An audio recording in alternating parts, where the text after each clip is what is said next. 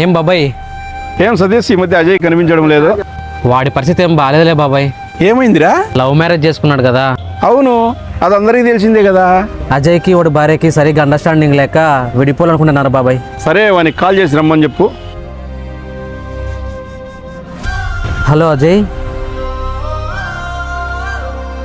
ఏ అజయ్, నీ గురించి ఏదో బ్యాడ్ న్యూస్ విన్నాను.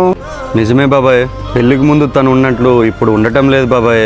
ఏదో బాబాయ్ చెప్పుకూడని సమస్యలన్నీ. సమస్య నీ వైపు ఎక్కువగా ఉందా లేకుంటే తన వైపు ఎక్కువగా ఉందా? సమస్య అంటే సరే సరే, నీ పర్సనల్ నాకెందుకు కానీ. కాదు అజయ్, మన శరీరంలో ఒక పార్ట్ పోతే, ఐ మీన్ కన్ను కానీ చెయ్యి కానీ కాలు కానీ పోతే ఏం చేస్తాం? బాగా చేసుకుంటాం కదా. పెళ్లి కాకముందు స్త్రీ పురుషుడు వేరువేరుగా ఉంటారు.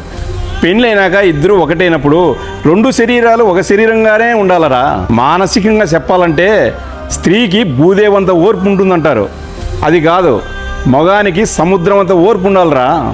నీ భార్య ఏమైనా చేయకూడని పనులు ఏమైనా? అయ్యయ్యో, అట్లాంటిది ఏం లేదు బాబాయ్. ఏదో చెప్పుకోలేని చిన్న చిన్న సమస్యలు బాబాయ్ అన్నీ. మరి చిన్న చిన్న సమస్యలు అంటావు, గోటితో పోయి గొడ్డలదాన్ని ఎందుకు తెచ్చుకుంటావురా? సరే బాబాయ్, మీరు చెప్పినట్టే వింటాను.